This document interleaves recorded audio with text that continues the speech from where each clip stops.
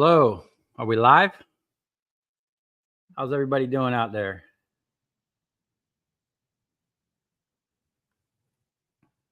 Let's see what we got here.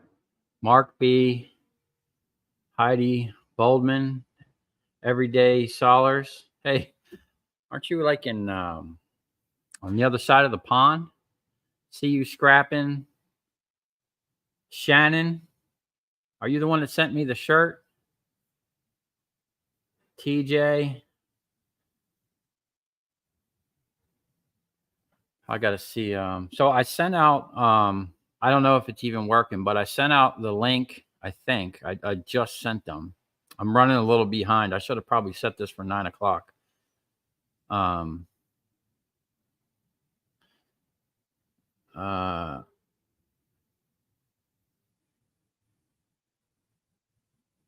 What's up, Tim, my brother? Jake FL, are you from Florida? Scrap Farm, what's up, dude?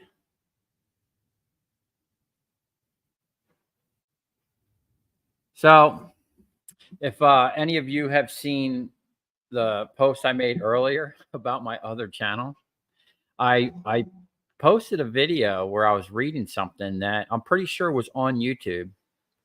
That part was probably okay. But then I got into my thoughts on the situation, and I guess YouTube didn't appreciate my thoughts. So they removed the video, and I think there was a couple people that actually seen the video because they made a comment, and then that was all deleted. And then I made another video basically breaking down what happened, and I went over some things, and that video was removed. The channel got a full-blown strike, and literally kicked off my own channel for a week. I can't post nothing. So I did start a Rumble account. I haven't posted anything on there yet, but the 2 videos they removed, I will be uploading the full videos on there. And then I'm going to do a third breakdown on my thoughts on what happened. And then, we'll go from there. I'm going to probably have to heavily edit the original video, and I'm going to try to put it back on there, risking getting a second strike. But hey, I'm here for it, man. Who else we got in here? Ryan Hoffman, Steve.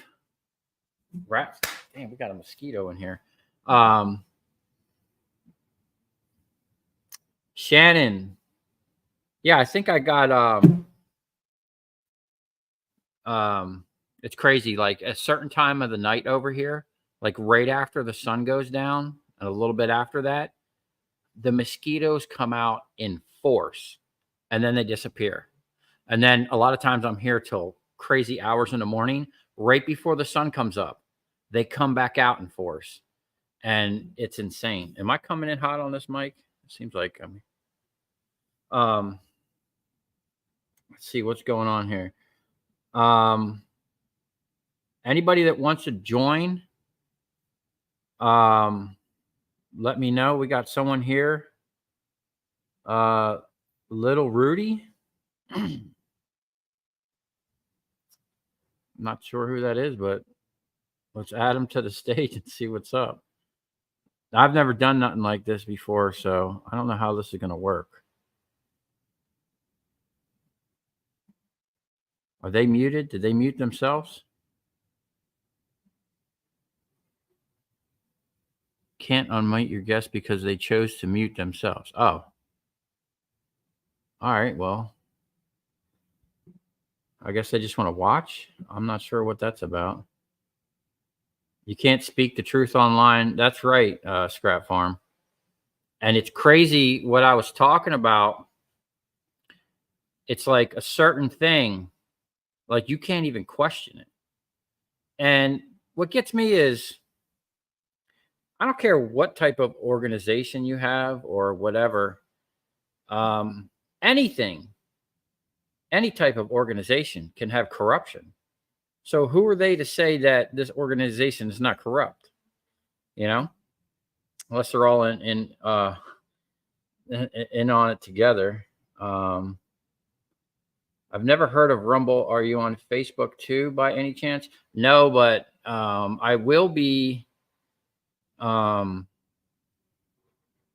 getting on Facebook. But Facebook's probably the same as YouTube. You know, you can't just say what you want. Like you can't have an opinion in 2024. I guess.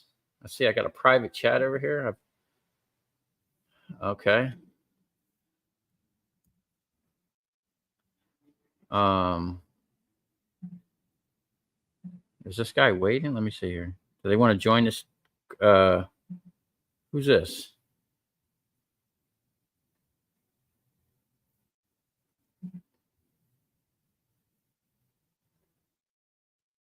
Hello? Don't know.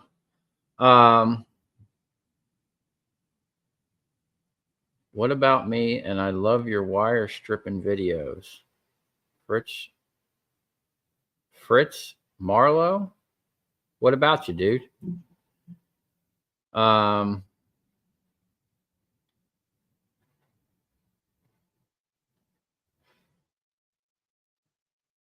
been watching for a time. So your shop is dismantling, refining items for profit. Regards from Norway. What's up, Norway? Yeah, actually, it's kind of what I wanted to get on here and talk about today is, you know, I started out in the recycling strictly doing HID transformers, okay, for probably 8 years, even before I was on YouTube. 90%, 95% of what I did was straight up transformers, nothing else. I didn't buy copper wire. I didn't get light fixtures because that wasn't even a thing really. I mean, I get them here and there when there was like a broken one or they replaced them, but like the whole big retrofit thing, like where you guys see on YouTube, where I'm taking whole parking lots of lights, that really wasn't a thing in the beginning, for me at least. In the beginning, it was just like me driving around, going to customers that I would go county by county. So in 1 week, I'd be in this county, and another week, I'd be in another county, and I'd go all over, go to the West Coast, and hit my customers and come back, like every 2 days or every other day with literally a truck full of transformers. And that was it. That's all I did. It's transformers. And they were mainly copper. In the beginning, I'd say the first 5 or 6 years, I can't even really remember coming across aluminum transformers. And then it was like they hit a wall somewhere with the copper, and it just started with these aluminums. And now today, after a year, I mean, I've been on YouTube for what, 4 years? You've seen me scrap out tons of parking lots. So all those parking lots were parking lots where every month I would get revenue from lights going out and them changing the ballast. And now that's just about all dried up. So very rarely do I go to a customer and pick up just transformers anymore.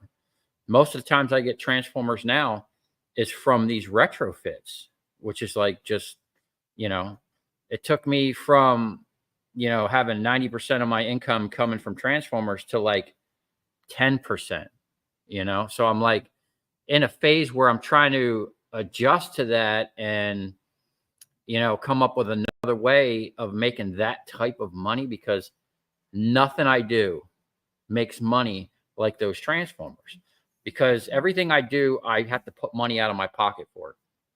And copper wire, you see the big piles of wire, the amount of money I make off of that compared to transformers, and like in regards to how much I put out of my pocket, it's not even close.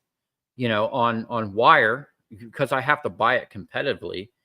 You're not going to get that type of wire and that quantity for free or lowballing someone. These people I deal with, they'll call and get local prices before they call me and say, "Hey, what are you paying?" So I have to, come correct with a price, or I wouldn't get the job. And I do make decent money with it, but it's not every day that I get copper like that. And you gain like a third. You're not doubling your money, unless you're getting a good deal somehow. You know, if you're buying competitively like I do, you're not going to double your money buying copper wire. You know, um, hey, we got someone in here finally. Hey, man, I'm gonna let you in here. See what's up. What's up, buddy? Hey, where are you from? Oh, wait a minute, you're muted.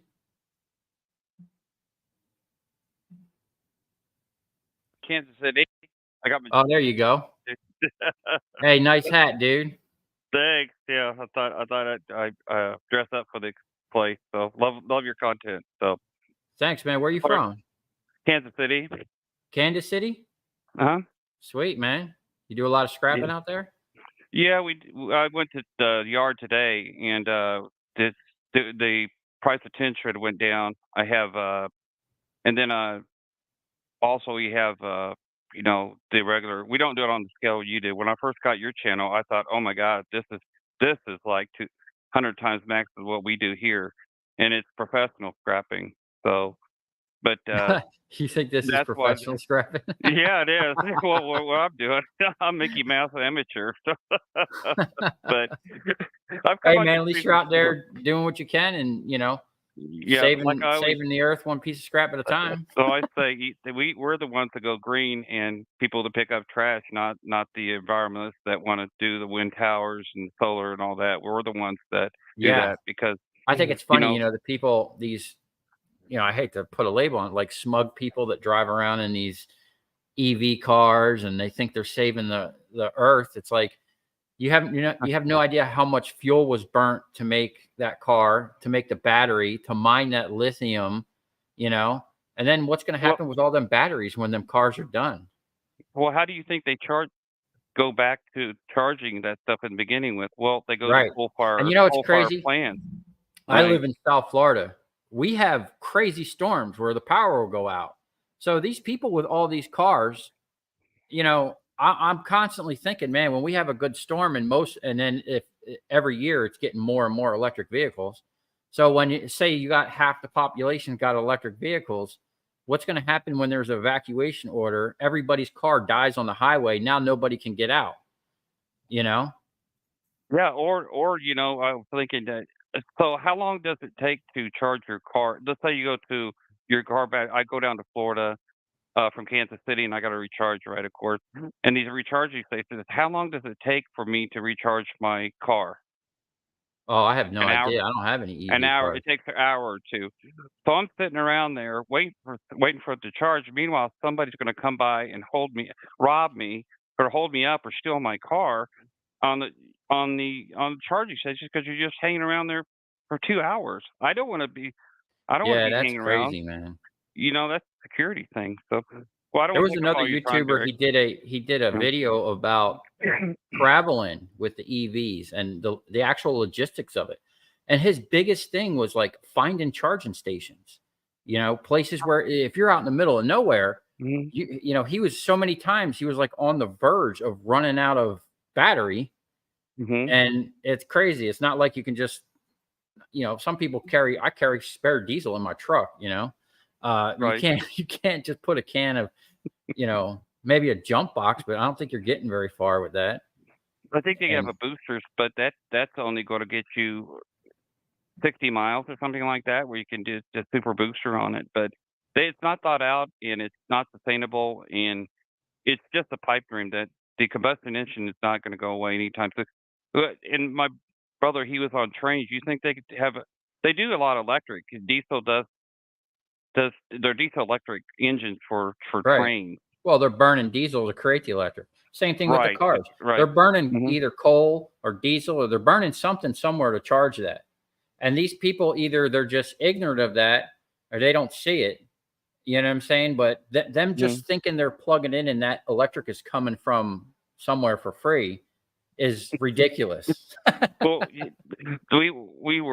we had work for a shipping company in Dallas. Every 6 years, it seems like they have an ice storm. Well, did you remember last year when it shut down the grid and it shut down all that wind power and it froze up everything? They had blackouts all over the place, and if that's not an indication that solar and green energy doesn't work, I don't know what.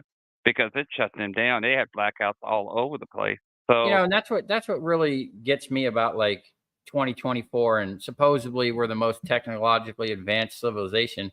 Look at California. They have rolling blackouts like every summer, right? mhm, Like they're right. literally shutting people's power off in certain areas.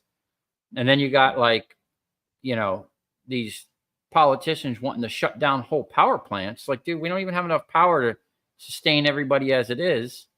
And And you're, then they raised, they raised their rates astronomical because now, because the power grids, they're causing the California fires you hear every summer. They're raising those up because of to subsidize the power grid catching on the catching wildfires out there, and they're passing on to me and you out there. So yeah, I don't, it's crazy. we need to So do I don't. something about all of Yeah. that. And that's what my other channel was kind of about, talking about, where we're going and, how can we fix the situation we're in. There's a lot of, let me just catch up on some comments here. Yeah, I don't want to take your time. I'll unmute. Go ahead. Okay. Um,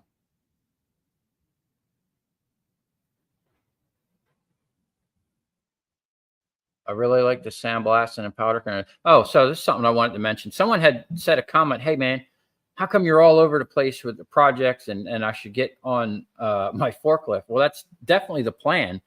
The thing is, my forklift, I need to, like, I want to take it apart and paint it. So part of that, I'm going to need an air compressor, which I didn't have a big enough one that was operational at the time to do the workload that I needed. And I was either going to spend a lot of money on a single phase 7.5 horsepower motor for my Ingersoll Rand, or get a big three-phase generator, which both cost a lot of money. And then I just happened to come across these scrap air compressors that'll do the job. And then the powder coating, I plan on powder coating a lot of the parts, not just for the forklift, but other things. Pretty much all my equipment and stuff I want to build, we're going to be powder coating. Um, so it's all going to work together, like slowly but surely. There's a method to the madness over here. Um, let's see what else we got here. At least you live in a red state. I'm up here in Mitten with all these libtards. Yeah, well, I guess Florida's a red state, but like Broward County, Miami, is like blue, hardcore blue. Um,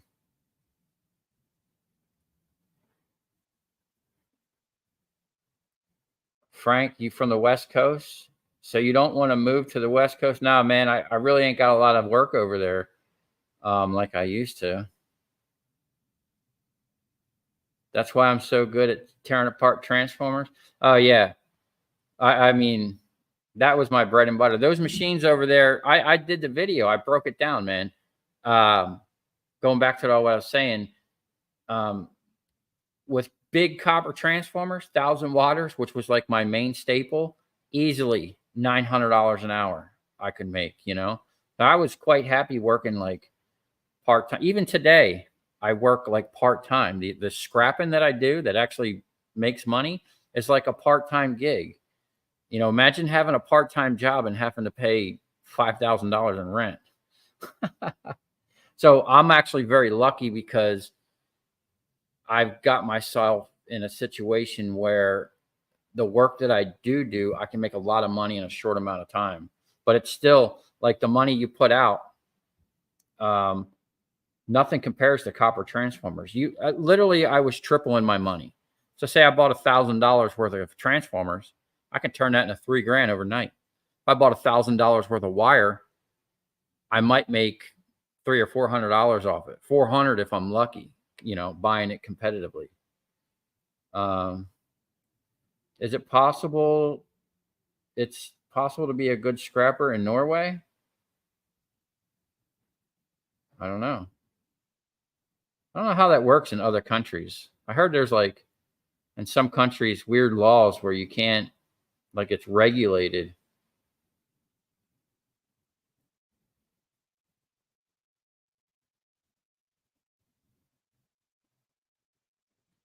Have you ever thought of in the future using liquid nitrogen for making any transformer or coils because it could help make fast removal? Freeze it and then just crack it? That would be pretty cool. Huh. Electronic scrapper, what's up, buddy?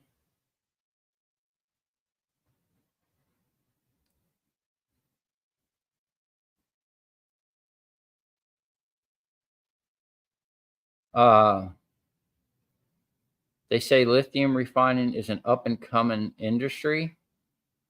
It seems like they're already. I was just watching something with the lithium mines. It's kind of crazy how they mine lithium. Um,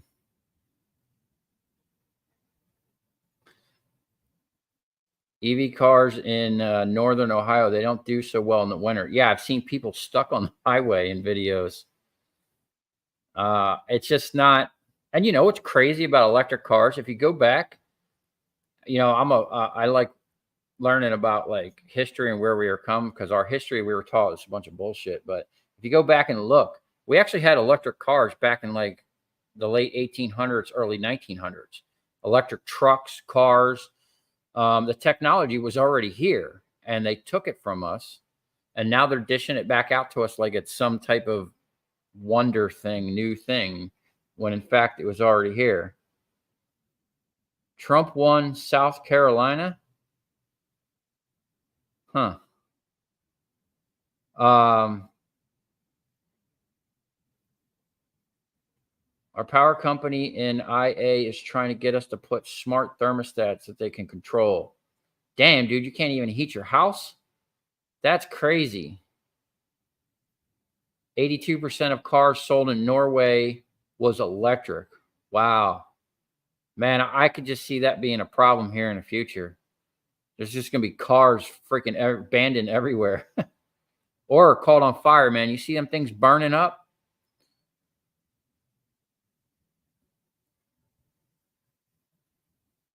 Only money I get for lithium batteries is for whole laptops. Huh.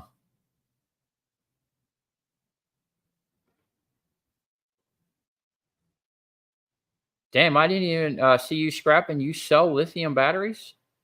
I didn't even know you could do that. Down here, I haven't found nobody to buy anything other than like car batteries, man. And it's like 25 cents a pound or something like that. Um, somewhere here in central Tennessee from Board Shorts, there was.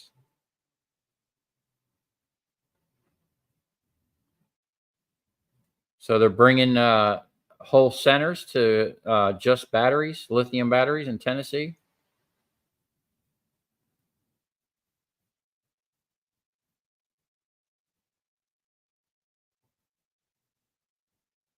Whoa, whoa, wait. Love your channel, but you're seriously misinformed about EVs. Agree to disagree. Too many arguments are way off. Think Tesla. The others don't count. What about Tesla? I see all kinds of messed up shit with Tesla. Yeah, they work, but I don't think they're the end all be all of like the future. And also, Elon Musk, people think that dude's some type of saint. There's a video out there. It's like a 5-minute video by, I forget the guy's name, but he didn't even start Tesla.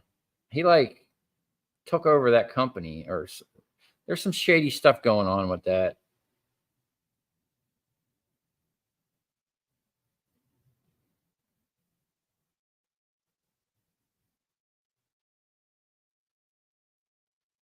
Yeah, so I don't know about that. Norway is colder. Ignorant drivers brick them. What's up, big country?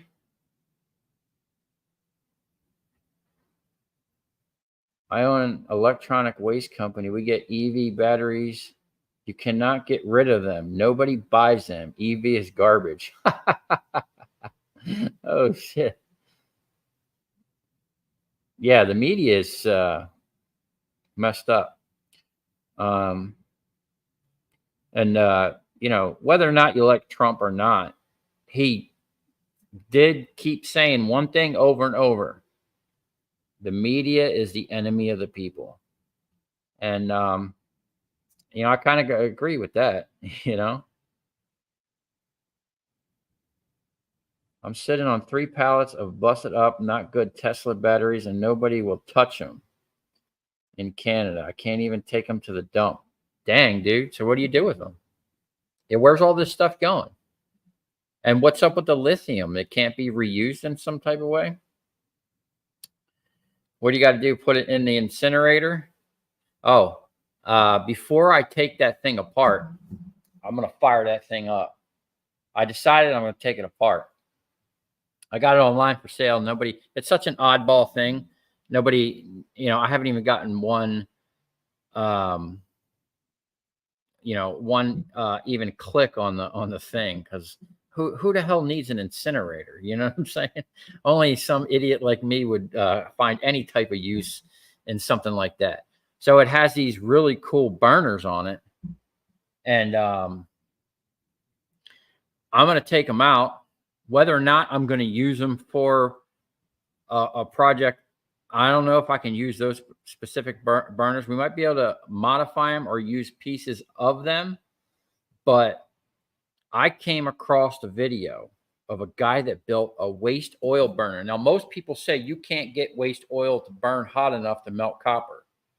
And after the video that I seen, I think it's possible. Okay. And it's going to take a combination of, well, they were gravity feeding, but what I wanted to do is take like an old air compressor tank, fill it with the waste oil and pressurize it, and then run it through a nozzle, almost like an injector, where you're going to atomize it and then inject high pressure air with it in a nozzle through a burner, and then have high flow air from like a leaf blower or something like that around the burner, almost like an afterburner effect.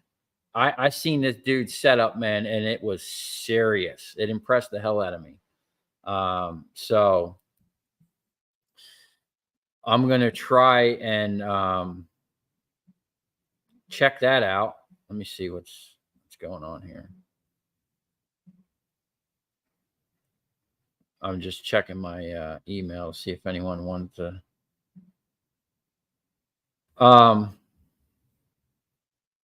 So, okay. So,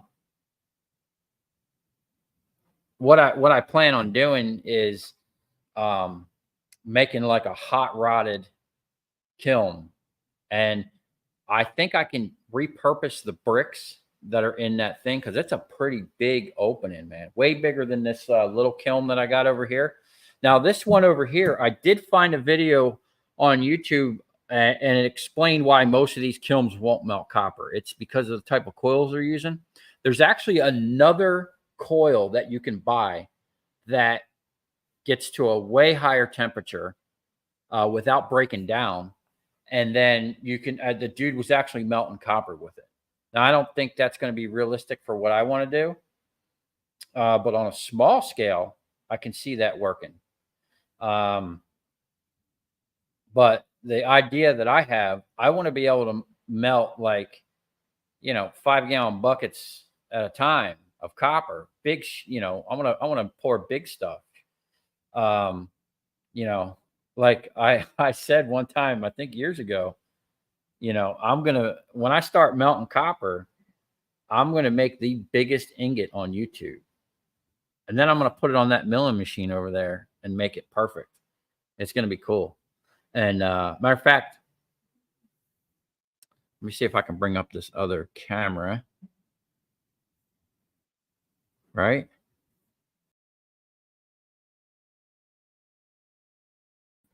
Whoops. I think I muted my audio. I'm still figuring all this computer stuff out. See them boxes over there? One of them, I think the small one, is from Shannon. Thank you. We'll open that up here in a minute. The other one is from a company Uh, they it's funny, I get a lot of emails. Crap. I get a lot of emails from people wanting to send me products all the time. Most of it's just weird stuff that has no relation to the channel. Um, and I'm like, I just ignore most of it. But every once in a while, and then most of this crap is, from China. But every once in a while, someone will email me something interesting that I'm like, you know what? I don't have one of them. I really don't care if it's from China. If you want to send it to me for free, I'm going to try it out. But I'm not signing papers. I don't know if any of you guys that have other YouTube channels have done product stuff, but they always want you to like fill out some forms. So I tell them all, when I'll say, yeah, I'm interested, send me the stuff. Here's my address. And they're like, okay, great, blah, blah, blah. We just need you to fill this out. I'll just email them back. I'm not filling that out. I'm not signing nothing. And then they're always like, oh, why? What's the problem? Well, this guy, I told him straight up. I'm like, listen, dude, this is what I tell them all. You know, I'm not going to sign something or conform to anything or, be obligated to make a video within a certain time frame or say only positive things about your product because it's just not me. I'm going to tell you the real deal. I don't care if you're paying me, if you sent it to me for free or not. If you send me some piece of shit, I'm going to tell everybody this is a piece of shit, you know? So, and that's exactly what I told them. I was like, I'm going to make the video on my own time frame. Once I've had adequate time to review the product, use it, I got to put it to work, because, hey, it might work great the first time, but what about the fifth or sixth time? Is it going to burn up? Are you going to invest some money in something that you might get one or two good uses out of, and then it burns up, falls apart, or just doesn't do what it's advertised? So I'm not one of these shills that's going to just be like, oh, this is the greatest thing in the world. Everybody go out and buy it. No, man, I ain't putting my name on no garbage. You know what I'm saying? So I'm pretty sure that what's in that big box is from this company, and it's actually right along with what I've been needing. It's going to get my foot in the door to do some cool stuff, but we're going to have to upgrade from that. And let's see what else we got out here. I hate to miss anybody. Adam W. What's up, dude? You didn't miss much. That's the guy that sent me those gloves, I'm pretty sure, man. I appreciate the crap out of that, man. I love those big, they're around here somewhere, the big orange ones, man. Them things work great. Let's see what else TMB. We actually use waste ATF and natural gas to heat the big washer at work. Seems to me it would get hot enough for your furnace or forge if it's insulated good. Yeah, I'll tell you what, ATF, when I was burning used motor oil, W85, 85% waste oil and 15% gasoline in my diesel truck, ATF worked the best. That stuff burns really good.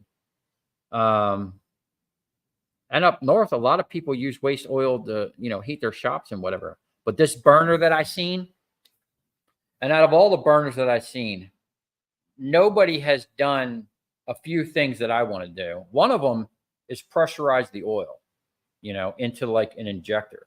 I've seen a lot of them use like a Venturi type setup where they're pulling air across and sucking the fuel into the situation and just gravity feeding the oil in there. But I think if it's pressurized with air, with heated air, that's another main thing. You got to preheat the air because you want to get a proper burn.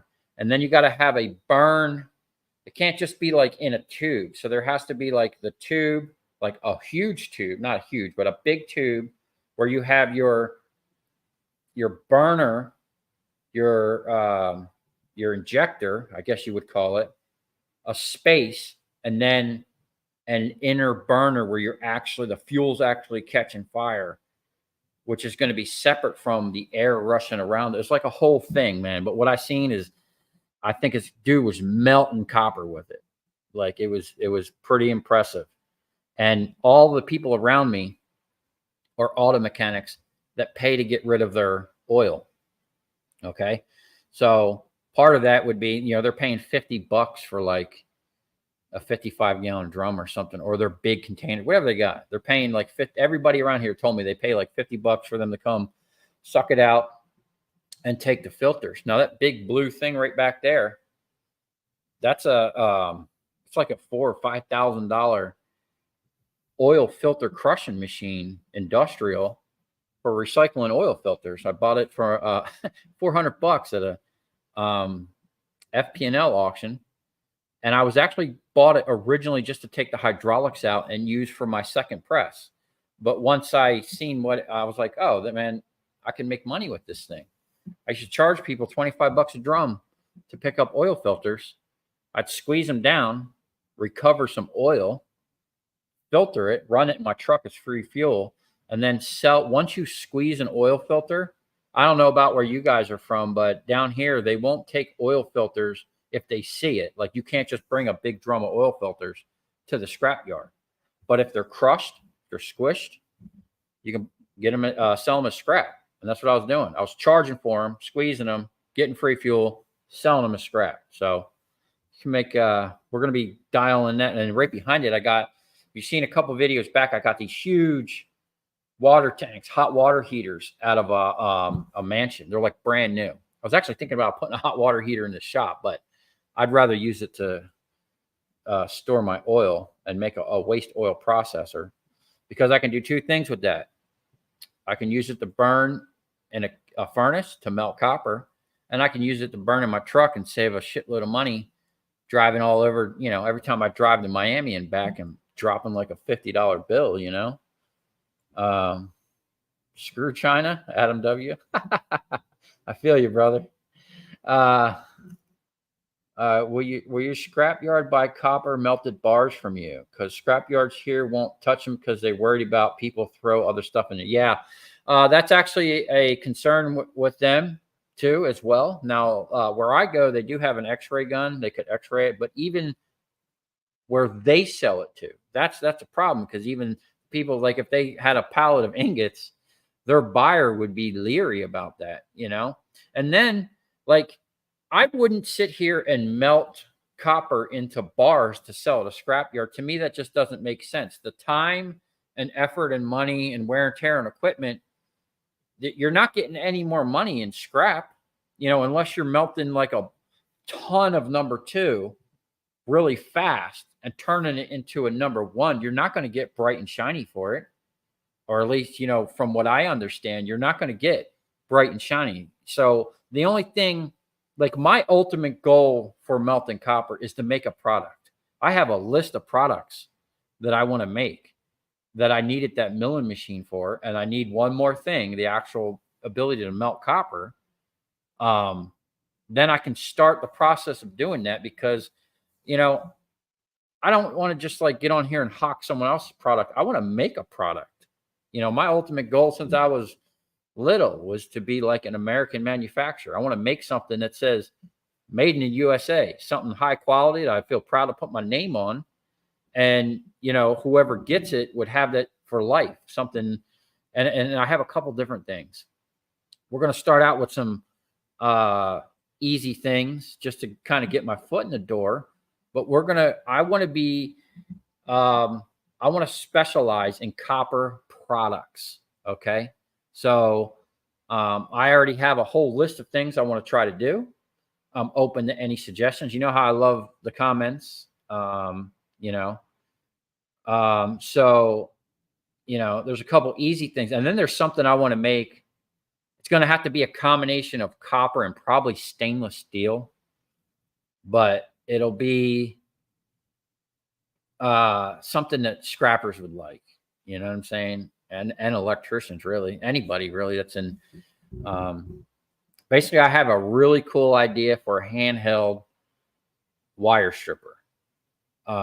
It's going to be super easy. It'll probably strip most size wires. I just need to get a couple of little things, and I need to mill some stuff, which I have that ability now. But it's super simple. It's something that you could either hold in your hand, right? Or clamp in a vise and physically, you can either like pull the thing across the wire or put it in a vise and pull the wire across the device. Super, super simple. There's there's other ones out there I've seen like handheld strippers, but mine's going to be more of a industrial, and it's going to say Copper King on it. It's going to look the part. It's going to look freaking awesome and be made out of copper, parts of it. So stay tuned for that. Let's see what else we got here.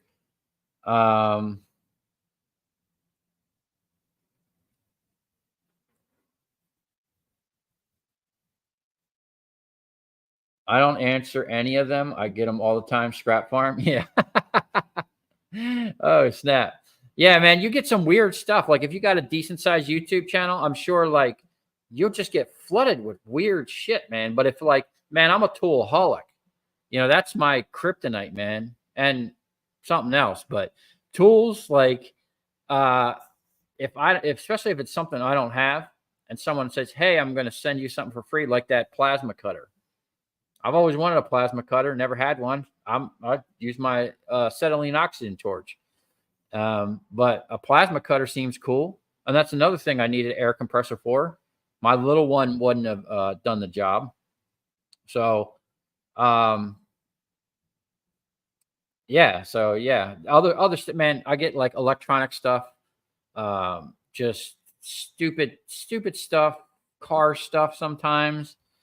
Nothing that I would like say, hey, go try this product. But a tool, something I could see someone using in their shop, like a plasma cutter, it's not really necessary for scrapping. Would it help? Hell yeah. I don't think as good as like a cutting torch. I would take the cutting torch any day over a plasma cutter because of the portability, versatility, and to be able to cut bigger stuff. You know what I'm saying? What else we got here?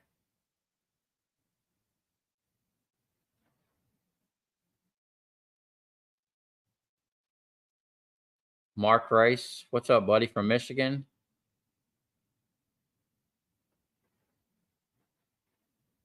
Yeah, everyday solars. Getting emails from companies that obviously have never watched your channel. It's funny, I've seen a couple other channels have that. The Stripmeister seems like a good unit, for what it is. Well, the guy emailed me and was like, "Hey, man, we love your content. We'd love to send you out one of their bigger models." Like a big model like Shark Scrapper has. Like I think there's a couple models above that. I think they wanted to send me their big boy model. And I emailed the guy back and I'm like, "Hey man, have you really watched my channel, dude? Like if you send me a wire stripper, I'm going to compare it to what I have that I'm running.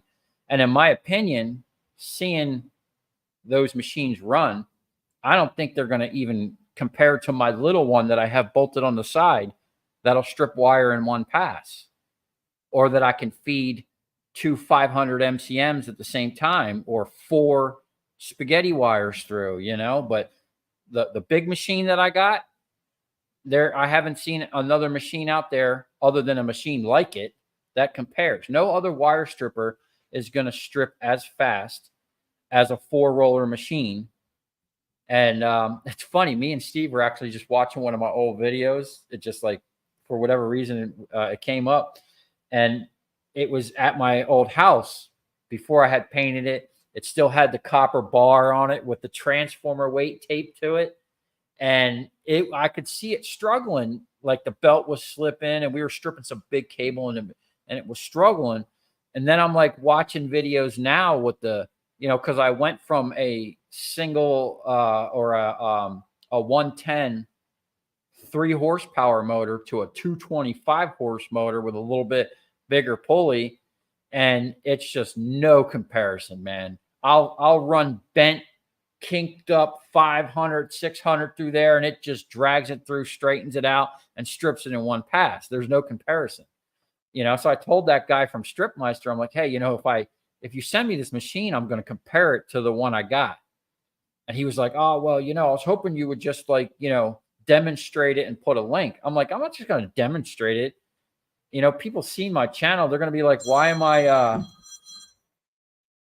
you know, why am I promoting something that's not even comparable to what I have? I'm not going to go backwards." um, Adams from West Texas.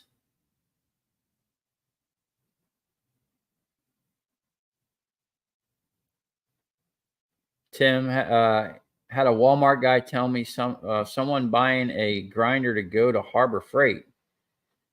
Well, I don't think Walmart products are much better quality than Harbor Freight. They're probably,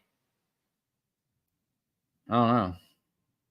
We're gonna go to Walmart and buy or a Harbor Freight, and it's a crazy thing. Like for someone like me that loves tools, I'll never forget the first time I walked into a Harbor Freight. I was blown away at the amount of tools that you can buy for that cheap. And at the time I was working for Concrete Cut, and my boss took me over there to get some tools for my truck to set me up. And I remember just like filling the shopping cart with all kinds of shit and it being like $150. And I was just like, no freaking way did we just get like half a shop's worth of tools for $150. I'm sure it's come up now. And and then there's some things you just don't buy at Harbor Freight, but stuff like sockets, wrenches, I couldn't see spending. Now I'm all for buying America and like, local stuff, but like the price difference between a set of like $25-$30 sockets to buying like a Snap-on, you're going to spend literally probably, almost 10 times the amount and you get you get a lifetime warranty. So for certain things, like if I was a mechanic and I worked on cars every day, yeah, I'd probably buy the Snap-on stuff, but like in here scrapping, you never know, you're going to send your freaking tools to how many times I've sent my tools to the scrap yard or people working for me. I've gotten to the scrap yard and been offloading stuff and found like a whole ass drill, a DeWalt drill in like a fixture, it's like, what the heck, man? What do we got here?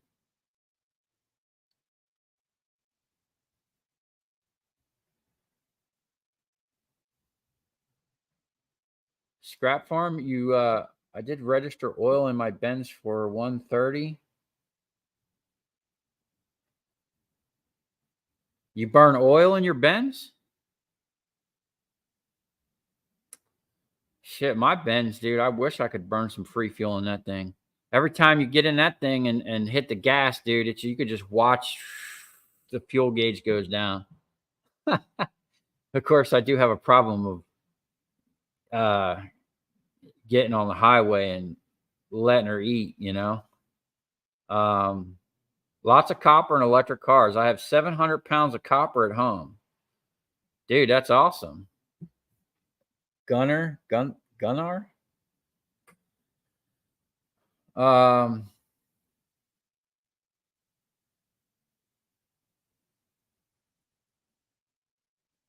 Veggie oil.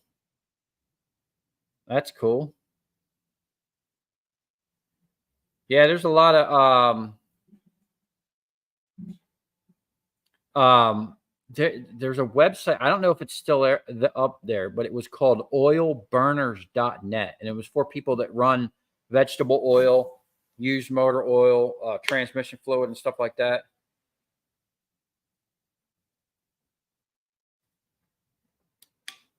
I was going to show you guys some scrapping or a little bit of like the future of lighting scrap. But we're already almost an hour into it. I don't know if I'm going to get into all that.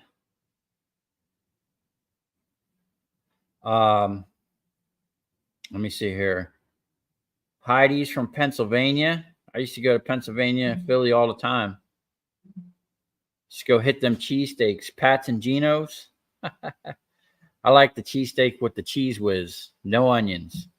Um, that's why I'm so interested in your waste oil diesel. I have a 99 Power Stroke, and the shop I work at, I have access to probably 5 to 7,000 gallons of ATF. Dude, that's freaking awesome, bro. ATF is way better, man. I think it has more BTUs. It's also a little thinner, and it'll clean the shit out of your fuel system.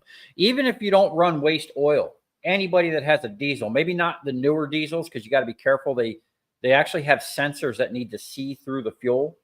And if you start running waste oil or anything in there, it'll probably just shut the engine down. But the older engines, running, I knew a lot of guys that were just like, when they would fill up every now and then, maybe once a month, they would just dump a whole quart of fresh ATF in the tank and then fill it up with diesel just to clean the system. And I went through that when I started running heavy motor oil and transmission fluid. I had to keep fuel filters in my truck, because I'll never forget. It was like the first 500 miles I clogged a filter. And then it was like 1,000 miles, 2,000, 3,000 miles. I was constantly swapping filters out because it was cleaning the gunk out of the tank, cleaning the lines, cleaning the shit out of the injectors. Also, you have that 99 Power Stroke. The red one that you see, the one that has the messed up fender. Matter of fact, now that I have an air compressor and can paint, me and Steve are actually working on a car out back. Well, he is pretty much. I hate working on people's vehicles. Well, we're going to paint a car.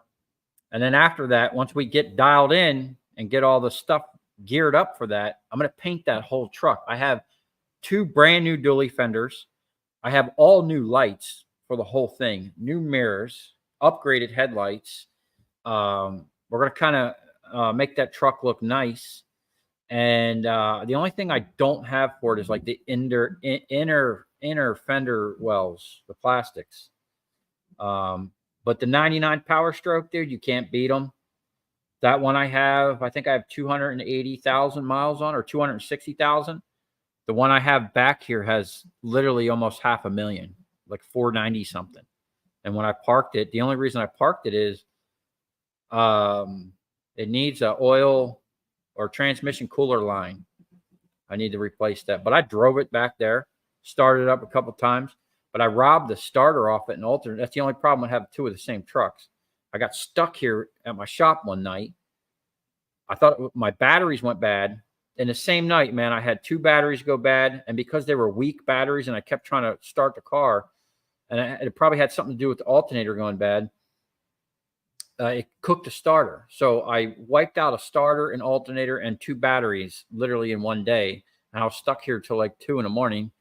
So I had to go home. I had to rob the starter off that truck.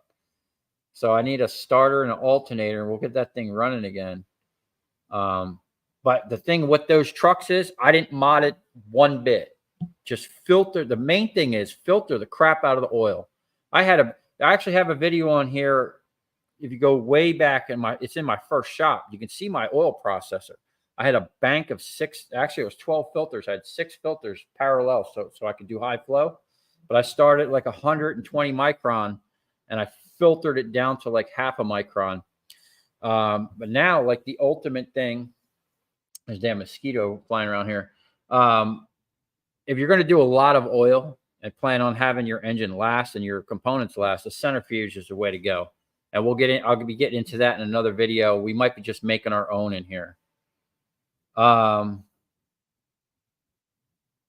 describing the ass end of the F-18. What, for my oil burner? John Daly? Yeah. That's basically what it is, man. It's like a jet. What else we got here? I like your shop, but have you found cheaper one? No. Especially if I'm looking for a bigger one, man. Man, they are going nuts. So for those of you who don't know, when I originally moved in this shop, my old landlord rented the other side with me. You know, I agreed to pay $2,000 a month. He was paying $1,600 a month. Our rent was $3,600, which at the time was still a ridiculous amount of money for this space. Okay. Um, a year in, when it was time to sign a new lease, he bailed. And it was either way, they were jacking the rent up. So it was either give up that space and the rent would stay the same, or it was going up 600 a month. On top of me, so my rent went from 2,000 a month, and then overnight it went to 4,200 a month. So it literally doubled overnight. And my first month taking over the shop, I had to come up with 2 more security deposits of 600 each. So it was like my first rent was like $5,400 I had to come up with, And so now it's been a year. They're trying to raise my rent an additional $750, which is crazy. I was looking at my lease and it says, they can annually increase your rent 5%, which would only be $200, which in my opinion is too much money, but a reasonable amount.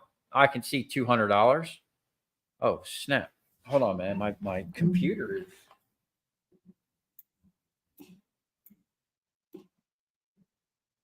Oh, you know what?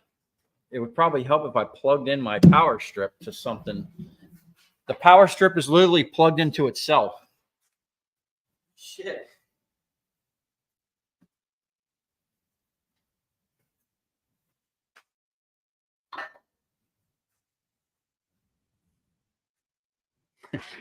That's stupid. Holy smokes. Everything's dying. We got power now? Okay.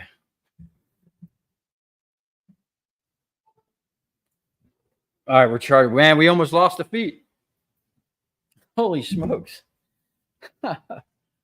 Okay.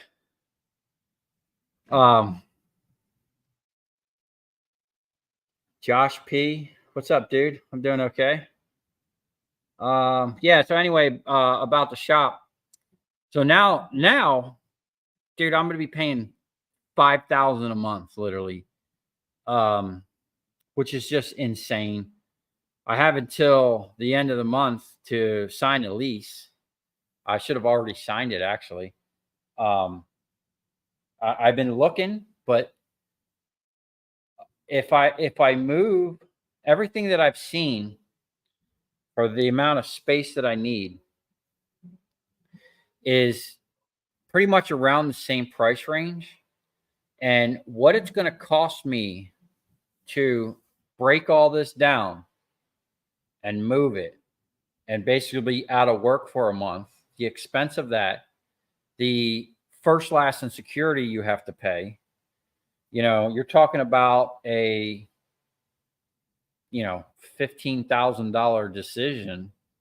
And it's not really, I haven't found anything that made me want to be like, yeah, I'm going to make this move. So I might, and I'm having a hard time actually like wanting to pay that amount of money because it's already crazy what I'm paying here. And then for them to raise it $750 a month, it's just insane. Like these people are ruthless. And it's someone had mentioned, oh, lucky you live in a red state. Well, unfortunately, living in a red state, you got all these people from these blue states flooding here. They're selling everything they have. They're coming down here and they're just like, oh, we'll pay whatever. It's crazy, man. Last time I went to go, when I moved to an apartment, that was a whole nightmare in itself. And it's just crazy, man. So my ultimate goal, we got to figure something out. We need to get a piece of land. And someone had already mentioned about like getting some Connex containers. I love watching people that take those shipping containers and turn them into like homes. But I have an idea of taking them, pouring like a huge slab, because TMR, where I sell my steel, they did this. They used basically shipping containers and they built their non-ferrous thing out of it, with I-beams and shipping containers. I love that. I love the repurpose, and down here you can get ship containers. We got the Fort Lauderdale, we got the Port of Palm Beach, we got the Fort Lauderdale port and the Port of Miami. There's shipping containers everywhere. You can get them pretty cheap. I mean, they're coming up now like everything else, but you can get them pretty cheap. What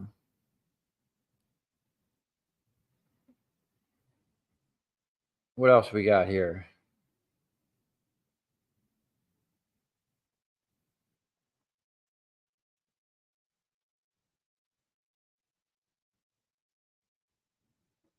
Silverlicious. Yeah, he usually comes on here and monitors. He might be busy.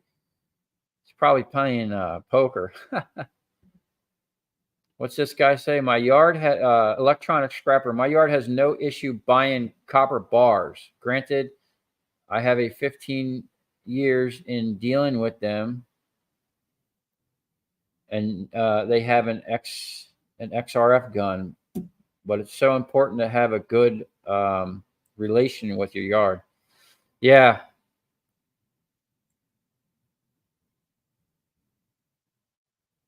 Ideas for my t-shirt biz. Just an image of my beard with a John Deere hat. Oh, snap.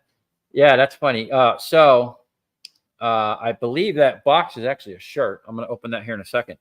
I really appreciate Shannon for sending that and making that.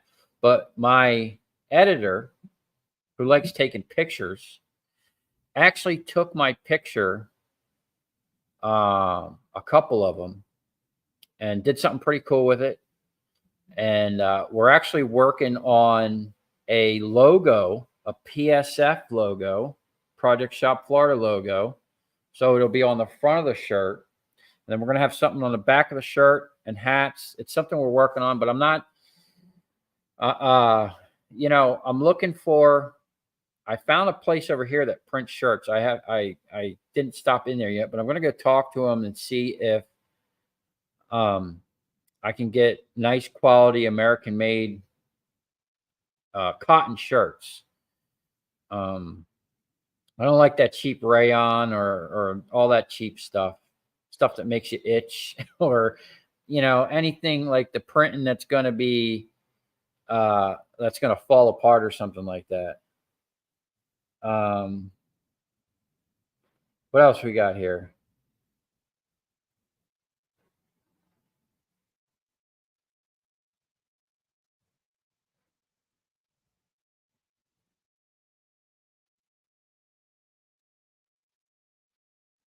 Hypothermia is the only plasma to buy. Don't waste your money on any other. What is that? A plasma cutter? Time 9:30.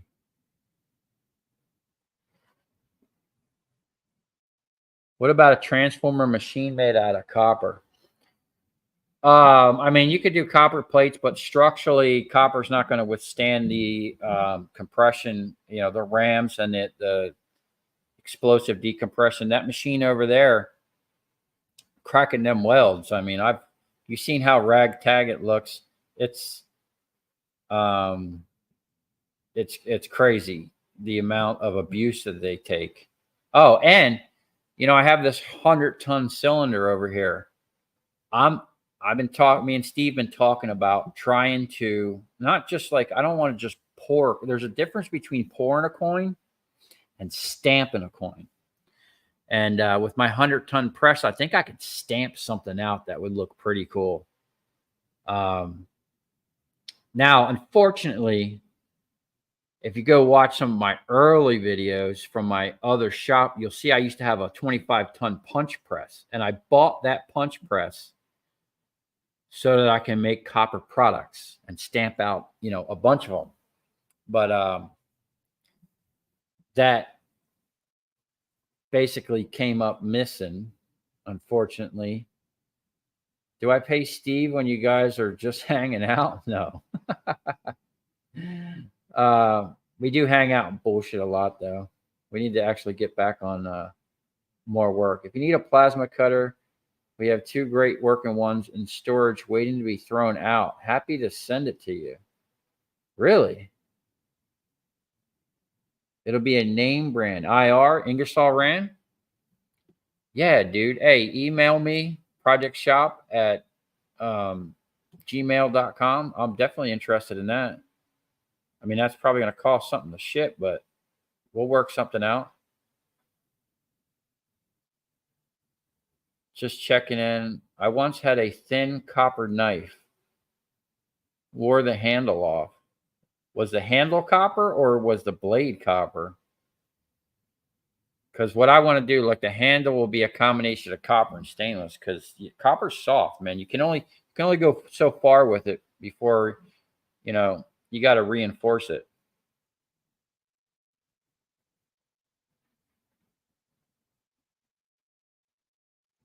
I actually have a big country. You're talking about getting a plasma cutter to cut compressors.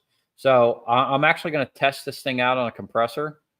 I'm going to do a dedicated video on this thing and put it to the test. I already did a couple little things with it, found some of its limitations. Definitely long ass extension cords on the 110 part of it is a limitation. The 220 one, though, if you've seen in that video when I was cutting that giant transformer, I mean, it was mowing through that first coil. And if I would have sat there, I could have cut down and then went to the other side and cut down those coils and did it that way. But it would have been a mess. It would have been fire, which, I mean, I'm all for that. But the way I did it, and there was a lot of people saying, oh, you should have just used a skill saw. I honestly don't think a skill saw would have cut that as fast. And I don't think I would have been able to get it because the motor hangs off the side. I don't think I would have been able to get it in the position to where I could have cut the coil on the sides and relieved it so that it would slid out as easy as it did. The whole reason it slid out as easy as it did is because how I cut it. Because in the past I learned, your prep and your cutting is very important. If you cut it and you still have it coming around the edges, you're going to have a hard time getting it out, man. You got to make sure you have a straight path. That's why you see me cut it and hammer back the other coil so I had clearance to get in there and cut the side. I just don't think a skill saw probably wouldn't even have the power because I was cutting through I was burying that blade. I think it's around here somewhere. Here it is right here.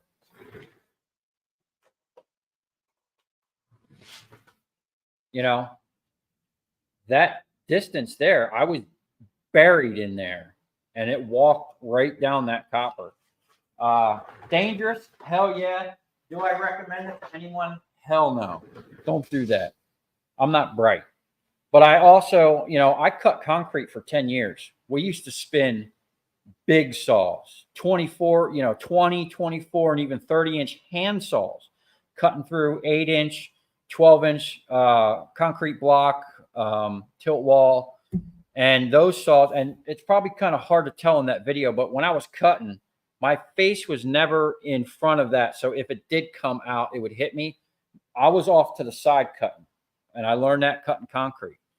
From cutting concrete those years, I just kind of know how to cut straight and let the saw do its thing. Don't overpower it. Don't push too hard. Definitely don't twist it in the cut. And even as with the experience that I have and as strong as I am, I still had that thing come out of the cut twice on some serious shit, so yeah, I don't think the hand. I'm going to try it though. Next time I get a big transformer, even if it's aluminum, I might try a skill saw.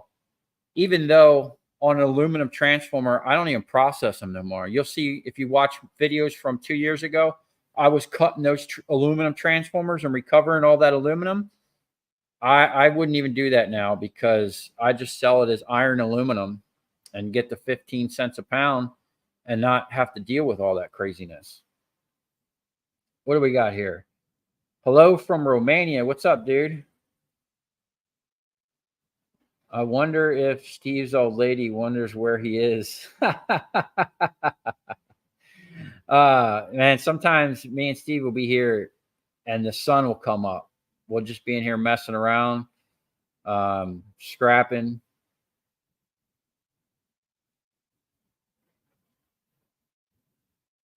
Everyday Solars, it's 2:15 over there. Dag.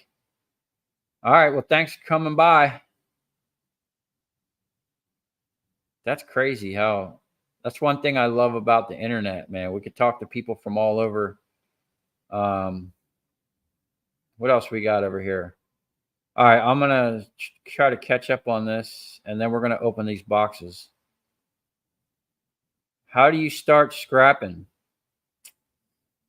Um, where do you find scrap? I mean, there's some people just find it on the side of the road. Lots of people do. I started in the scrap game going straight out right to electrical contractors. I've never driven around like oh, I'm going to drive around today and see what I can pick up off the side of the road. I mean, I've seen stuff on the side of the road and stopped and picked it up every now and then, but like driving around burning diesel looking for stuff on the side of the road, I don't do that.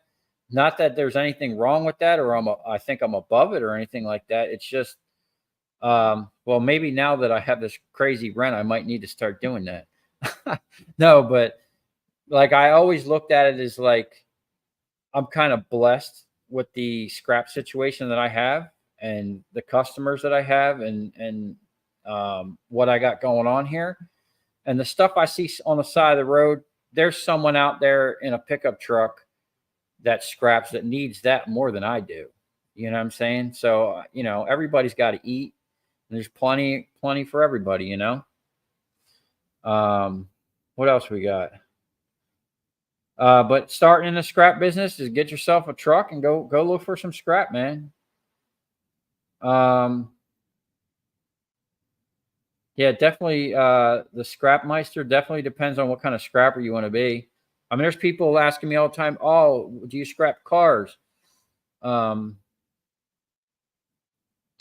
not really, because I don't see like where am I going to get these cars from down here. Like, there's already people involved with that, and there's no, in my opinion, there's not a lot of copper involved, and I'm looking for copper. That's like my thing. I want copper because I want to make copper products. So I'll leave the cars to other scrappers. I should powder coat my beard. You ever go to landfill and try to get the scrap there? No, but I do see all kinds of stuff there. And lately, matter of fact, the last couple times I've seen over at the landfill, they're actually pulling out more stuff themselves and had a separate dumpster. And the guy was there with a traco, like pulling scrap out. So they're getting on top of it.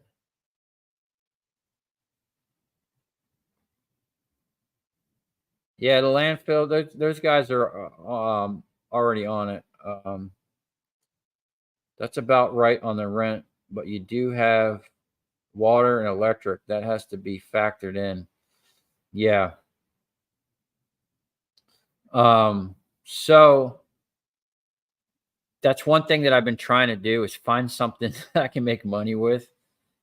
Like, I mean, like mining Bitcoin or something, just running servers all day. I don't know. Check Jupiter Farms for a warehouse. I rent a shop here and park my RV right next to it. Yeah. So I think I have like 30 something, 3,500 square feet or something like that. If I move out of here, I need something bigger. And it's tough, dude. Like I said, if I were going to move, it's going to be a huge cost, man. And I'd rather try to stay here for one more year. And, because even if I move somewhere else, it's going to be the same situation, man. 5K a month, time to triple your subscribers. Yeah, if you haven't subscribed, hit that subscribe button. Oh, also, I did start up the members thing, and someone actually signed up for it. I appreciate you. Um, but I'm trying to get to the point where I have a product, something cool. Um, I'd rather sell you something than just take money. 60K a year. That's a small piece of land on the outskirts with a shop building. 240K in 4 years. Yeah, I need a piece of land, man.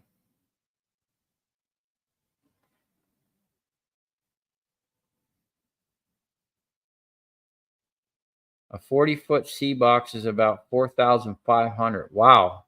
I guess they've gone up. I can remember seeing people were trying to give them away almost, man. They'll deliver them for $1,000. I guess that's even gone crazy.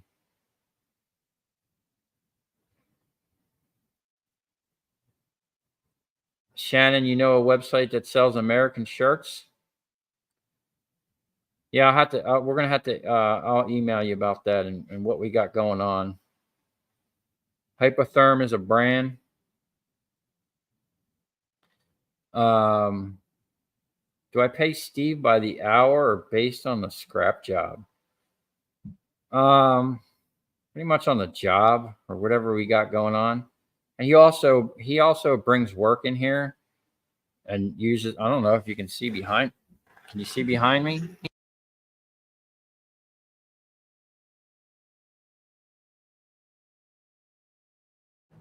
Hello? Did we lose the?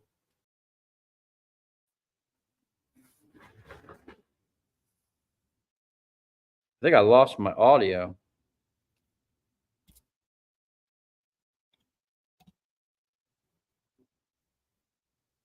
Did we get the audio back? Hold on.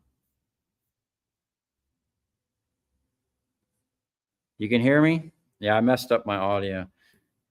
Crazy. It's a nice mic, but the cord that goes to it is like a stupid little, uh, well, like a micro USB cord. And if you wiggle it, you lose your audio. So I zip tied it to the side. I just kind of, the guy you're renting the shop from is making all the money. Yeah, he's crazy. But anyway, like as I was saying, see this bike. Steve uses the shop to do things that you know that's not my deal. Um, I help him with it, give him you know whatever, and he can make some money. He also works, doing. He works on a lot of people's cars. Every time I go over to his house, he's got someone's car there, and he actually got in trouble for having too many vehicles in his yard, which I can understand. That's how I wound up in the shop. We had too much stuff in our yard. Um, okay.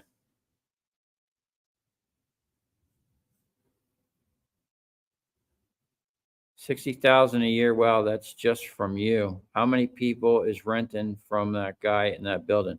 So this is a whole complex. I mean, they literally, the guy that I rent from, he owns like the streets. Like he's in charge of the streets when they need work.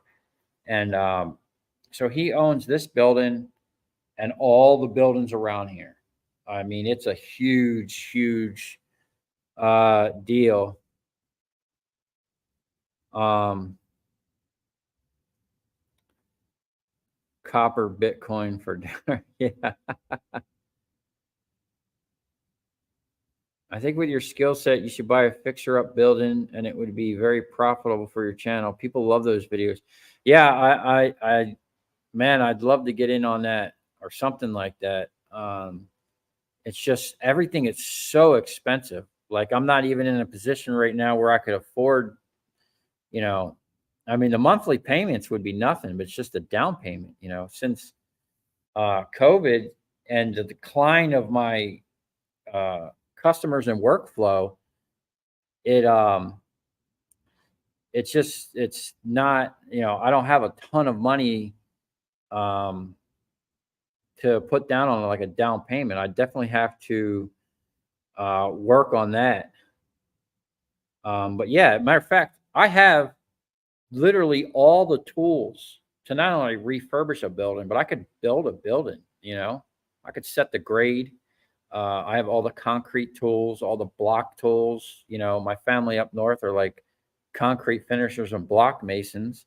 I did that work before I got. Matter of fact, the reason I was so good at like cutting concrete is because years before that I was pouring concrete. So it was like, I was building. Now I'm destroying, and I like the destroying part a lot better. That was way more fun. Uh, Talk to an agent, maybe finance the down payment or seller finance. Yeah.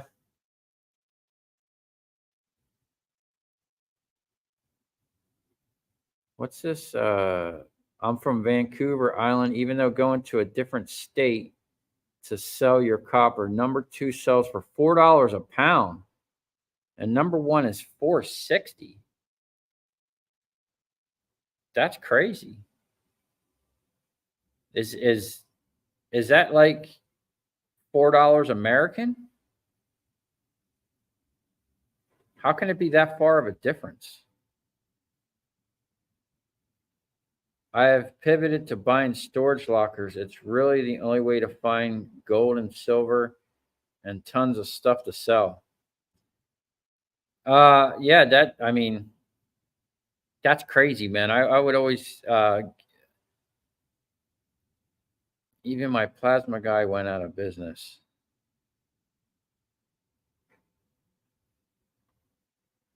Um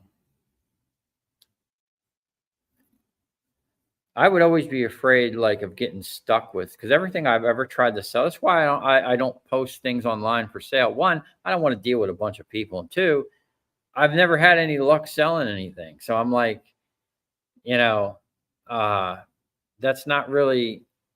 It's just frustrating for me. You know what I like about scrap, and why I don't think I'll ever get away from it is I can get paid basically 6 days a week. If I have the scrap, I can get paid. If I need to go get some money, I can get paid that day. There's a buy, and I don't even have to go to Miami. If I really needed to sell low, I probably pass 30 yards going to Miami. So with scrap, everybody, you could sell it right away, easily get money. So that's why I like scrap, man. What do we got over here?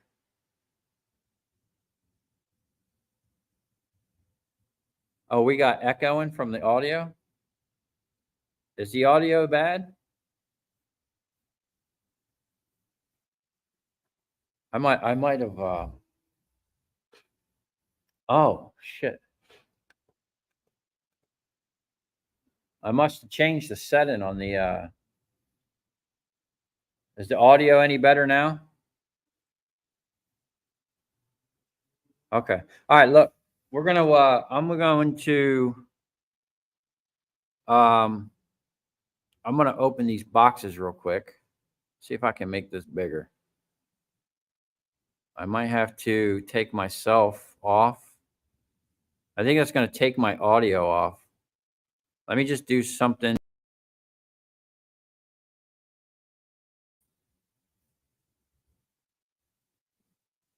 Whoop. Okay. That's not really what I want, but I guess that's what I'm going to have to deal with. Um, oh, this guy came back in the chat. Here, hold on a second. Oh, What's up, dude? Oh, hey, how you doing? did you want to come back in here, or are you just hanging out? Yeah, just hanging out. Well, I don't want to interrupt. I'm sorry. Oh, okay. Well, you can talk to these guys if you want. I'm gonna open up these boxes real quick.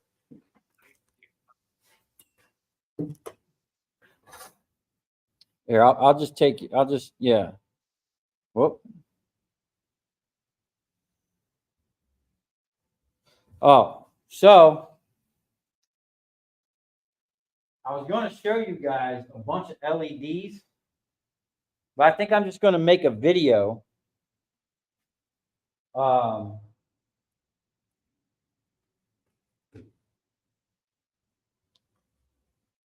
I got a ton of LEDs. I kind of wanted to go over all the different styles and, you know, the future of lighting scrap.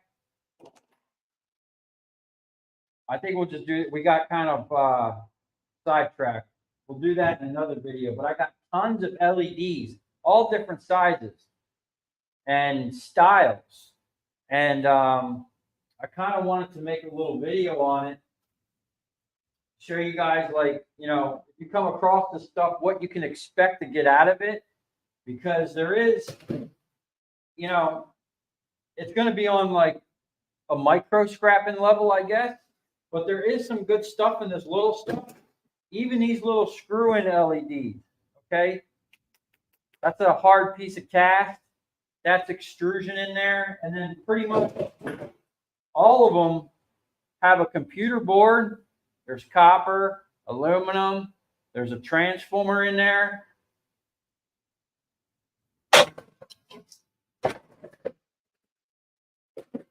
Anyway, we got lights for days. And I have a real sketchy thing. How's the audio? Let me see.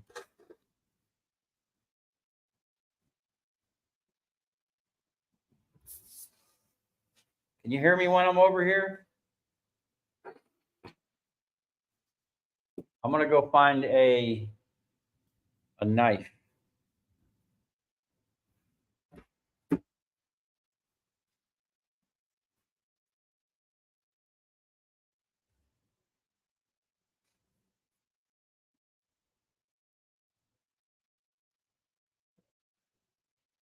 So I broke my one scrap knife, my fillet knife that I like using to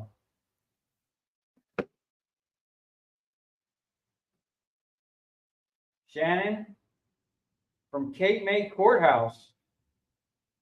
Is it Cape May or is it Ocean City?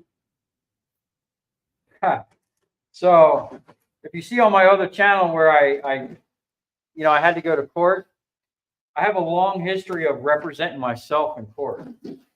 And it started back in Ocean City, New Jersey. I got pulled over driving my friend's car with no license, which is a reoccurring situation in my life. And I wind up getting arrested. I went in front of a judge. I told the judge, hey, I'm going to represent myself. I don't need counsel. And the guy literally told me, he goes, listen, son, if you don't take counsel now, I'm not going to allow you to take counsel when you come back in front of me. I'm like, yeah. That's good, man. I'll represent myself. I was just trying to get out of court and out of jail. And then I literally left the state of New Jersey.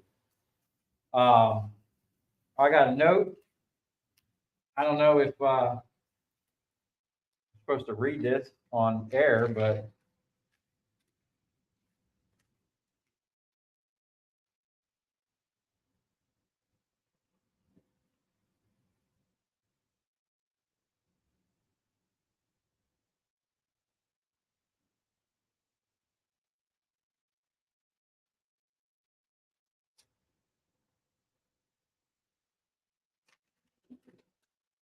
she left a very nice note for me, and apparently some cookies.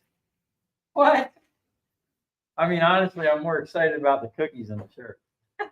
I'm fat, so I'm very easily, man. I hope you're not trying to poison me. No, I'm just kidding.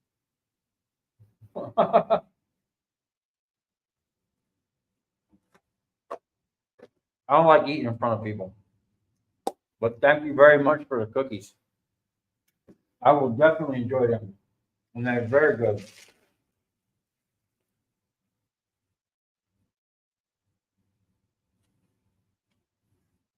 I don't want to get this thing dirty. Heavy cotton. Can you see that? That's crazy how she was able to get that picture and put it on a shirt for me. That's crazy.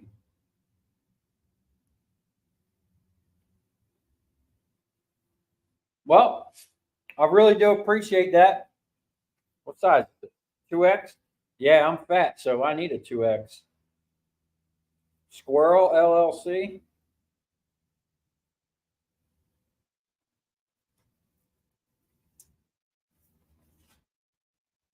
Thank you, Shannon. I appreciate the shirt and the cookies.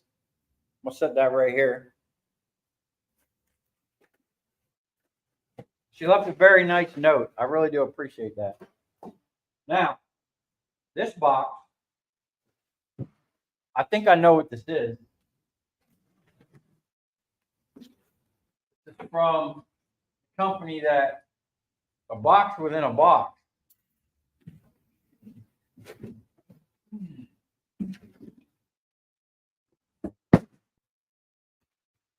Check it out. The melting furnace. We're one step closer to making copper products in here. And not just your average copper product. We're going to be making some cool shit. Now, I have no idea what this is, if it's quality, or if it's even going to work. Normally, I wouldn't showcase something, but I literally picked this up today and figured it'd be cool to do this. Wow, look at this freaking book. Oh, they got nice colored instructions. Now, hopefully, this is more coherent than the instructions that came with the plasma cutter. Let's see what we got here. I'm assuming that's going to be the burner.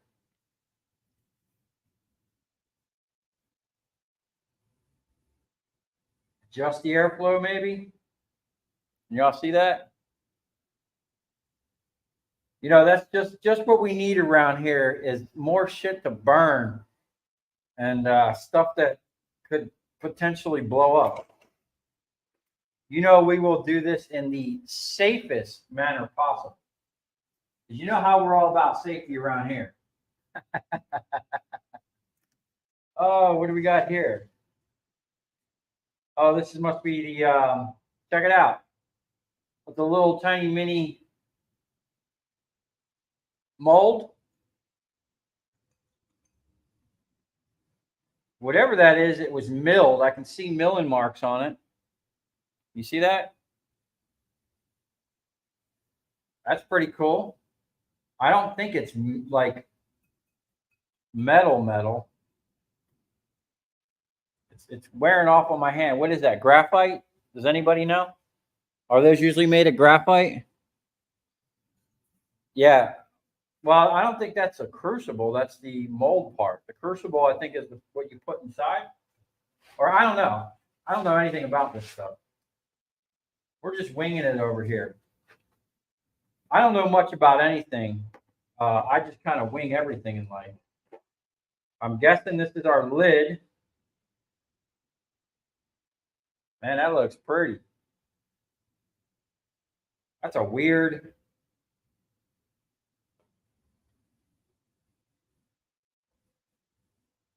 Okay. See what else we got. Let's take everything out.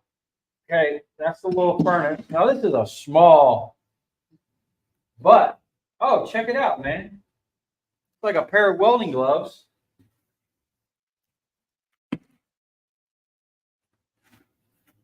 And some tongs. Hold on a second. Shit.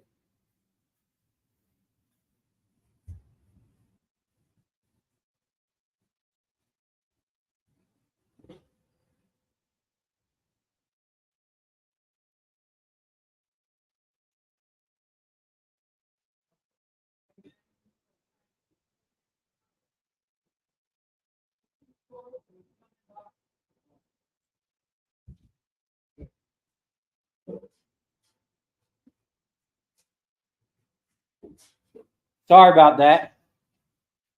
Steve was over there banging on the door. He showed up with some tacos. Man, this night just keeps getting better. I got cookies, tacos, a burner,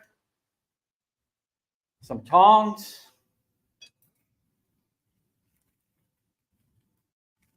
So I guess we're gonna have to buy some propane now. What else we got?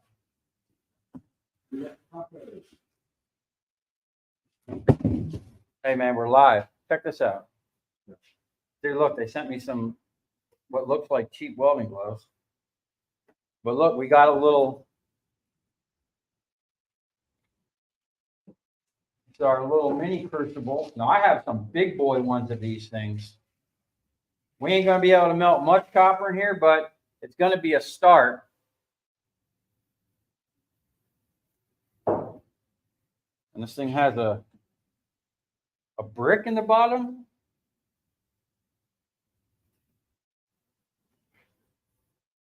What do you think, man? I think it's fine. That'll work just fine. Steve, can you see yourself? Yeah. How you guys doing? Look, man, dude, we're gonna so blow ourselves up with this shit. You didn't bring propane? We need some propane, dude. You go get some. We got the little thing there. No, man, we need some. Yeah. Some volume, bro. We got that forklift propane tank. We might be able to use that. I don't know. We almost blew ourselves up with it. Yeah, last time we used my forklift propane, we almost blew ourselves up here in the shop messing with a generator. Yeah. So, That was scary. yeah. I didn't care. So I guess these tongs, you use it like this. That doesn't seem very, I like the tongs that wrap around. We're gonna have to work on that situation. Bro, where are these tacos? I was right there. You want one? Yeah, give me a sec. What time is it? Where are we at on this stream? 1:37. So what do you guys think, man? Palo Alto, made in China. Probably like most things are, but you know what? I don't know. It was free, and it's better than what I had, which was nothing. It'll give me some ideas to work with, so that I can scale this up, and probably level the block when it goes bad.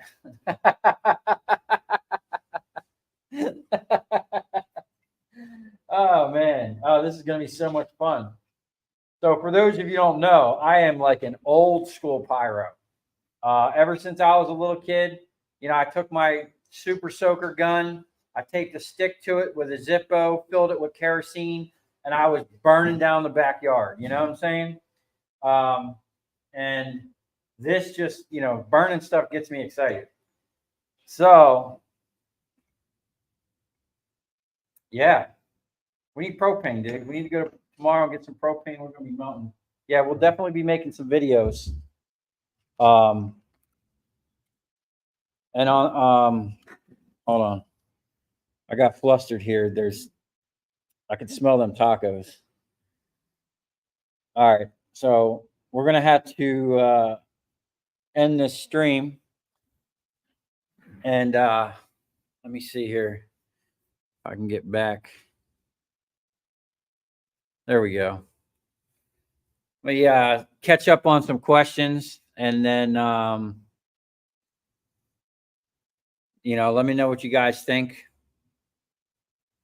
Let me know what you guys think I should be melting and make first. I have some things I want to make, but I'm always up for some suggestions. Basic ingots. We're going to start out with stuff like that, but like copper products, something that could be made out of copper that's pretty cool. We also want to do, me and Steve were talking about doing copper art. We saw some really cool things. Steve likes like the copper bonsai trees. Yeah, the trees. Yeah, they're really cool. What is this made of? I don't know, man. It looks like graphite or something like. But you can see the milling marks. They milled it. Yeah. What do you guys think? Is that graphite?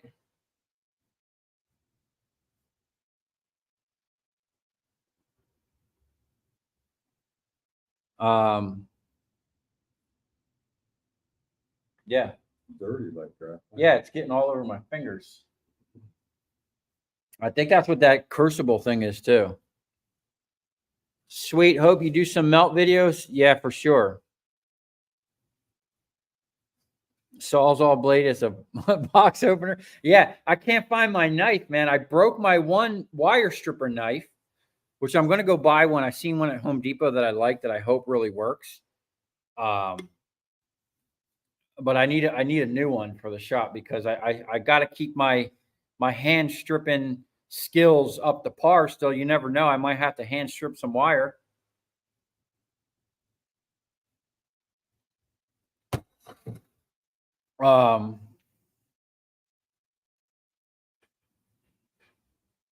So, and matter of fact, I've been wanting to do an updated version for all of those that seen my how to hand strip copper wire like a pro video. I kind of want to do a an update on it, see if my skills are still there. It's been a while since I hand stripped anything. Being that I have some really nice machines, but it's always good to keep your skills up. So any questions, put them in now because we're going to end the stream here in a minute. I want to make sure I try to answer everybody's question if you have one. I appreciate everybody stopping by. Ask if there's any videos. Yeah, any videos you guys have, any ideas? We got heads to mill. We're going to have machining videos coming up. Steve's working on a car. We're going to be painting a car. People are saying, what's up, Steve? Hey. Got chilly out here in Florida. Yeah, it's kind of chilly out here, man. Make sure you put a small piece of cardboard square between the brick and the crucible. Cardboard between the little square brick? You talking about this one? The cardboard's not going to melt away or burn away? Remember that you did the welding job on the light pole. What did the guy think of it when you were done? Oh, they were super happy. We never did get paid for that. Well, we're going to get paid for all of that at once. All them cages. They're racking up a bill over here. So it's going to be one big bill when I'm done. I mean, he offered to pay. It's not like he didn't. Like the first thing I turned over to him, he was going to pay me. But I'm like, dude, just wait until we're done with it all. And just pay me one time. So it's not like we're going to get a good, couple $1,000s from that, which will basically just pay part of the ridiculous rent. You can make a picture, take up more of the shirt. Oh, can I make a picture? I'm going to talk to Shannon about that and what else we can do. I'm going to wear that shirt and put it through its paces. Did you see the shirt, Steve? Check it out. She put my thing and she made me cookies. Look at this. Shannon from New Jersey. Oh, okay. Dude, this thing's heavy, bro. These are massive. These cookies are for like a fat person. No. Oh. This is nice. What else we got? Thank you. Sorry, the square item is the mold. The crucible is the larger one. Yeah. You should scrap that Chinese furnace and get a big boy furnace. Oh, Adam, don't worry, dude. This is just kind of wetting our feet, dude. We're gonna get this going just to kind of see how it works, and then we're gonna hot rod something serious. I don't even think YouTube's ready for what we're gonna be doing over here. I don't even think the neighbors are gonna think we're gonna level the block. Matter of fact, y'all should have seen in my first shop, my original oil processor. My neighbors were convinced that I was going to level the block with the setup I had going on and the amount of oil I was processing in there. It's clay graphite. Okay. Copper sex toys. That's kind of weird, but okay. I get it's sanitary. Hey, you ever wonder why door handles and stuff were made out of brass and stuff?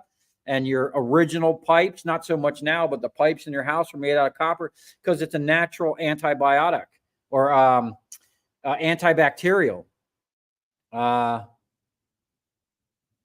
The mold is Chinese. It's made of compressed COVID virus. Yeah.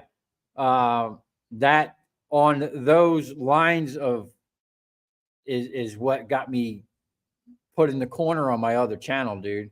Did I tell you they took down 2 videos and striked me? I can't even post on there for a week, dude. Yeah. We're gonna have to. Thank you. Yeah, Shannon made them. These are good. Did these come from Jersey?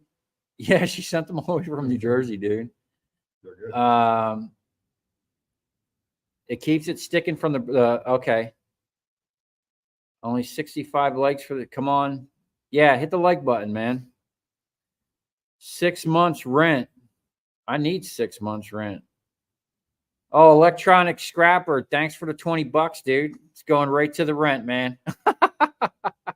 Pretty much for, everything I make from YouTube pretty much goes into like paying the rent and trying to bring you guys better YouTube videos. Like I always try to spend some of the money I get from YouTube. Man, we got mosquitoes. On something for YouTube. Like I literally just bought a new computer so I can edit and render more videos at the same time. And because I'm going to have to up my content, I guess. Because I have a decision to make. Either go hardcore with YouTube and get YouTube to help pay for this, or I'm going to have to back away from YouTube and actually start going out there and working, because it's a lot of work to make these videos. And so when I shoot a YouTube video, it makes my process sometimes twice as long, compared to if I was just in here getting it, you know what I'm saying? But I don't want to, not bring you guys content. I want to bring you guys better content and different things and show you guys more stuff, So I think I'm just going to have to step it up a notch with the YouTube. If you guys just, keep commenting, keep hitting the like button, subscribe. I do have the memberships. Now, the membership that's on there now is just, kind of helping the channel. It's like $5, like buying me a drink. I don't drink, neither does Steve, but it's, just imagine you're buying us a drink. But that money is going to straight up, fund this and get me to the point where I can make something. We want to make something cool and not just the same old stuff you see on YouTube. So, hey, got any ideas? Yeah, we're always up for ideas. We got all kinds of projects around here. So, hey, David, thanks for the $5, man. I appreciate it. We're gonna get out of here before my tacos get cold. And I got a video. I'll probably drop another video for you guys tomorrow, a good scrapping video. And then we're going to have some other content as well mixed in there. So, even if you can't afford to support the channel through the membership, just watching the videos helps a ton, and commenting. I love the comments. I try to respond to every one of them. Sometimes it's getting a little more overwhelming or like hard to keep up with it, because, the more subscribers you get, the more comments are coming in, and I get tons of comments on older videos still. So every day I'm getting, it's just a plethora of comments that I can, that I have to deal with. It's like almost a full-time job. What size shirt is Steve? Man, he's skinny as. What size you wear? Large? Double X. Kids large? 2X. Double X? No way. Bro, you'll be swimming in that. I'm a 2X. This thing's tiny. It shrank a little. Oh, it shrank? All right. Don't worry about replying. Just keep getting it and get that rent money, bud. Yeah. Maybe I'll do a whole series on paying the rent. That could be like a whole series of videos. See how much money we can get. One thing I'm going to have to start doing is getting more customers, because I've lost especially since COVID, I lost a lot of customers. Some people retired. Some people I just don't hear from anymore. And I don't call nobody. Like, I don't call these people and harass them every week. Like, hey, you know, you got any scrap? I just literally, someone calls me and then, you know, I go pick up some scrap. So I'm going to have to try to kind of change that up a little bit, but that's also going to like, it's going to be, now I'm bringing on a more of a workload. You know, so I don't want it to get to the point where I can't make YouTube videos, because I really, I told myself this year actually that like I'm a YouTuber now officially, you know, because I am making money from it. And that's what I want to continue. That's going to be a big part of my life, you know? So it's like all you guys are a big part of my life. You're like my extended family. So I'll send another one for Steve. Yeah, we're gonna have some Steve shirts too. We got some really cool ideas for that. Engine whisper. Yeah, we're gonna get him with a stethoscope and checking the pulse on a motor. I love the idea of way more cookies.